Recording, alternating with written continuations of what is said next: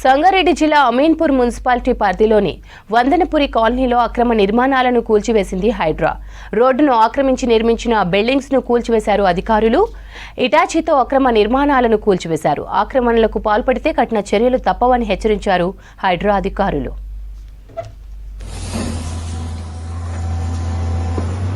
ఇప్పటి నుండి నేను దాదాపు 15 ఏళ్ల నుంచి ఇక్కడే ఉంటున్నా. ఈ కాలనీలో ఏదైతే అక్రమ కట్టడాలు జరుగుతున్నాయో ఆ విషయంలో నేను శ్రద్ధ వహించి పోరాటం చేస్తూ వచ్చాను.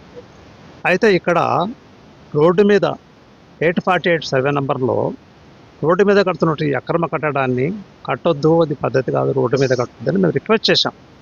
4-5 పార్టీలు వచ్చినాయి, మా మాట విని వెళ్ళిపోయినాయి.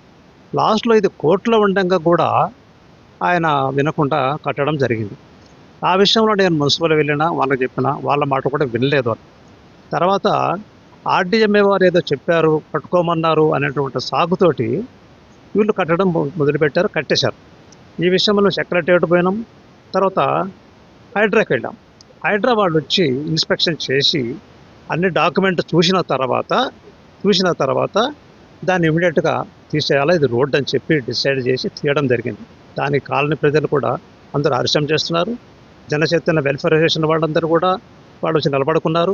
అదే ఒకటే హైడ్రాకు మేము ఏం చెప్పామంటే, సార్ మా దగ్గర ఉండే డాక్యుమెంట్స్ చూడండి, 848 సర్వే నంబర్లో మేము చుట్టుపక్కల ఉన్నట్టు ఇళ్ళ నంబర్లు, వాళ్ళ సర్వే నంబర్లు అన్నీ వెరిఫికేషన్ చేయండి, ఏది న్యాయం అయితే అదే చేయండి అని చెప్పి నేను వాళ్ళని అడిగితే వాళ్ళందరూ కూడా చూశారు, అబ్జర్వ్ చేశారు, ఇంటర్వ్యూ ఇచ్చారు, వాళ్ళు డాక్యుమెంట్ చూశారు, దగ్గరకు వచ్చి ఫోటోలు తీసుకున్నారు.